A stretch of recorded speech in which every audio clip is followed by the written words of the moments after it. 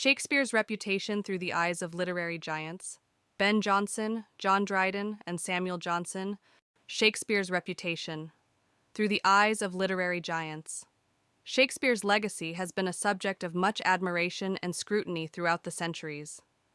Three key figures, Ben Jonson, John Dryden, and Samuel Johnson, offer particularly insightful perspectives on the bard's work. Ben Jonson, a contemporary's view. Ben Jonson, a contemporary of Shakespeare, was a renowned playwright and poet in his own right. While he acknowledged Shakespeare's immense talent, he also offered a more critical perspective. Jonson was a staunch advocate of classical principles and often criticized Shakespeare for his disregard of the unities of time, place, and action. However, he recognized Shakespeare's unparalleled ability to create compelling characters and captivating plots.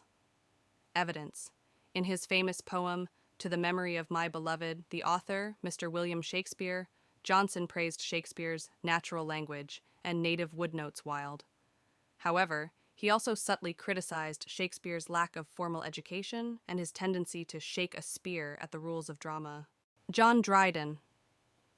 A Neoclassical Perspective. John Dryden, a leading figure in the Restoration period, admired Shakespeare's genius, but also subjected his work to the scrutiny of neoclassical criticism. He praised Shakespeare's ability to create powerful characters and vivid imagery, but he also criticized his disregard for the unities and his occasional lapses into bombast and sentimentality. Evidence.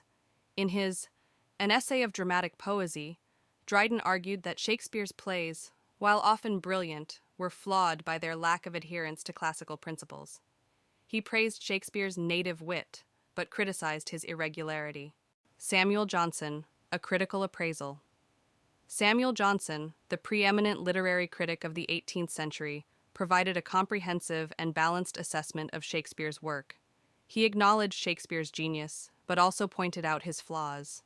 Jonson praised Shakespeare's ability to create complex and realistic characters, his masterful use of language, and his profound understanding of human nature.